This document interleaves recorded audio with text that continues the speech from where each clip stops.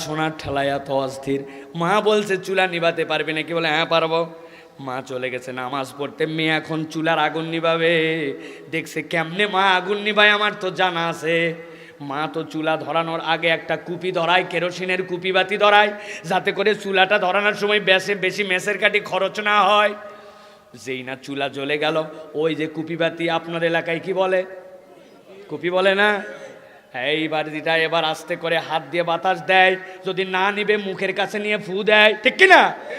ওই বাচ্চা চিন্তা করছে চুলা তো এইভাবে নিবানো যায়, মা যেভাবে নিবাইছে। উনি চুলার মুখের কাছে এসে প্রথমে হাত দিয়ে খানিক বাতাস দিয়ে দেখে নিবে না। চিন্তা করছে এভাবে হয়তো হবে না, এখন মুখ দিয়ে দেওয়া লাগবে। এখন চুলার কাছে তো মুখ নিয়ে যাওয়া যায় না, একটা ফুকনি নিচে হাতে নিয়ে চুলার আগুনের মধ্যে ফু দিচ্ছে।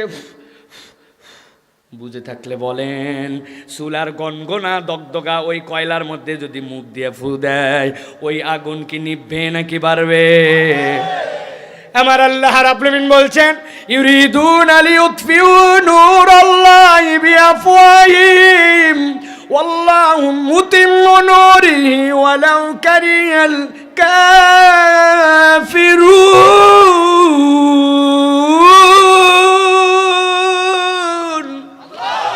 ও দুনিয়ার মানুষ, তুমি তোমার মুখের ফুৎকারে মনে করছো কোরআনকে নিভাই দিবা। আমি আল্লাহ বললাম, ইন্না নাহনু নাযালনা যিকরা ওয়া ইন্না লাহু লাহাফিজুন। এই কোরআন আমি অবতীর্ণ করেছি, সংরক্ষণ করার দায়িত্ব আমার।